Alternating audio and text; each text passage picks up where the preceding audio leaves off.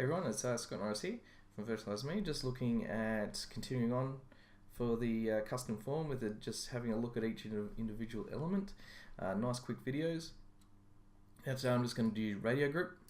Now radio group is something I don't use too often, but it's something you would use if you had minimal selection, like maybe you had 2, 3, maybe up to 5.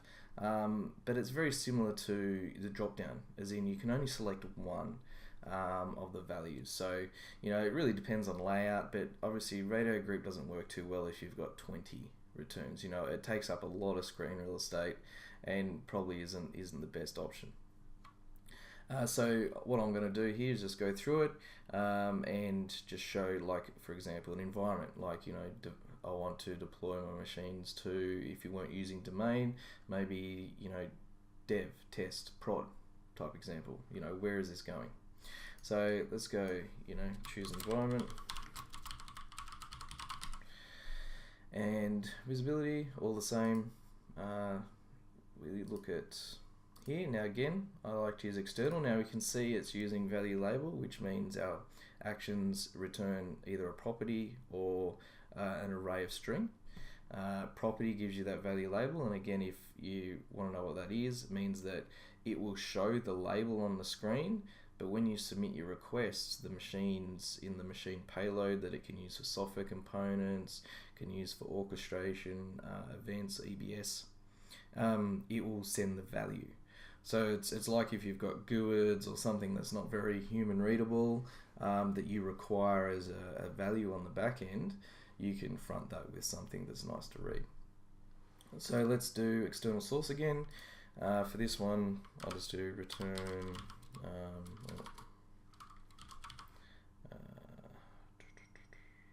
what was called environment. There it is. Return environment. Now that's just an array of string. We hit save there, and let's have a look, see what it looks like. Let's go to our custom forms.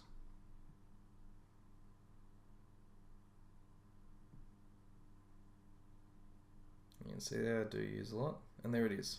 So there's development, testing, performance testing, and production. So looks nice. It wouldn't be too great if I had a list this long. As I said, it takes up a lot. Where a drop down like here, it doesn't take up much, but you can show quite a lot. So really up to you where you use it. It's works exactly the same as drop down does as far as selecting something, and the way you can use it on the back end as a variable. It just a different layout. So again, that's it. There's not much more to it. There's no constraints, unlike the drop downs, and it is what it is. Nice and easy. Alright, have a good one. Cheers, mate.